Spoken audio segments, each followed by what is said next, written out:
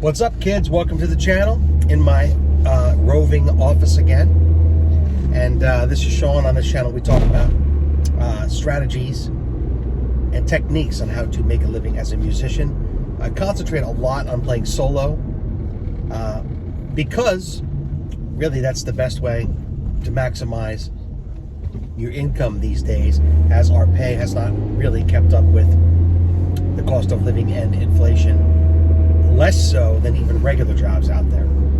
So today I want to expand upon my conversations that I've had and my opinions about agents. Now, I have other videos, and I'm going to link one above here if I can get on my computer and figure out how to do that. Normally I just do these on the phone lately. But I've made videos, agents are useless. They really largely are useless, but sometimes they can be a necessary evil. Pretty much any tier that you would want to perform above the local pub scene is going to require an agent. If you want to get into private events, it's some type of an agent, usually. You're going to need at some point. If you want to do corporate things, obviously an agent. If you want to do cruise ships, agent. If you want to tour at any level as an artist, an agent. If you want to do resorts where I live, you need an agent. And now, increasingly more often, if you want to play the tiki bars and the clubs, now you also need an agent. Now, this is the one I have a problem with, because let me just take a step back. When you work for an agent, most of the time you're working under communism, because most of the time the gig pays what the gig pays. The agent takes a huge cut of it, and you get what everyone else gets. It's not based on merit. It's not based on, how good you are, how people respond to you. It's not based on any of that. It's not based on your merit. It's not a meritocracy. It's basically communism. The gig pays what it pays, and it's packet, print it, ship it. You're a piece of your product that fits in a slot. And many times, when working without an agent, I, back in the day, would get gigs based on my merit. I'd get more gigs than some of the other shitbags because I was better. With an agent, that's not necessarily the case. A lot of times, most of the time, they place more value on having more people, more performers to put in slots to see you, to cover their own asses. That's more important to an agent than whether or not the people they put in the slot are better than the other or a better fit a lot of the times.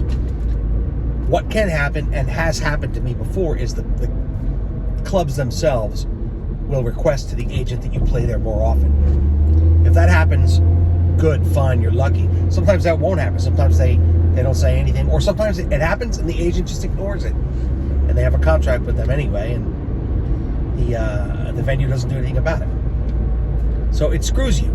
And so when these agencies take control of all the pubs,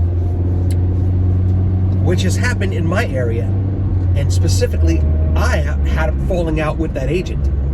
So he controls all of these venues now. There's so many venues that I could be playing if I wanted to, that I would have to patch things up with this agent, which I refuse to do for personal reasons, because he's a shitbag.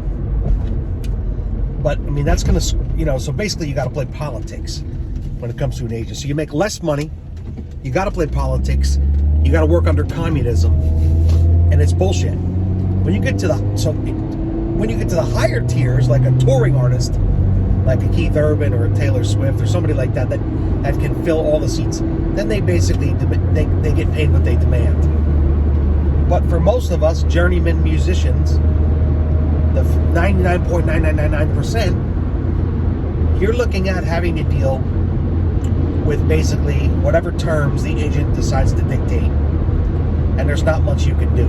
This is what happened to my corporate band in Orlando, my corporate properties in Orlando. This is what happened to my tribute band. This is what happened to me playing solo in the corporate market in Orlando. They would only pay what they could pay somebody else, and they just didn't care. If you didn't want to do it, you wouldn't do it. They just take you right off their roster. put somebody else in the slot. It's not based on whether you were better. It's not based on anything other than the agent just trying to fill a slot. I have a serious problem with this, and I know that all performers have a serious problem with this. And I don't really have a solution for it. There's no solution for it. You either end up having to get screwed, work within the bounds, or you don't play.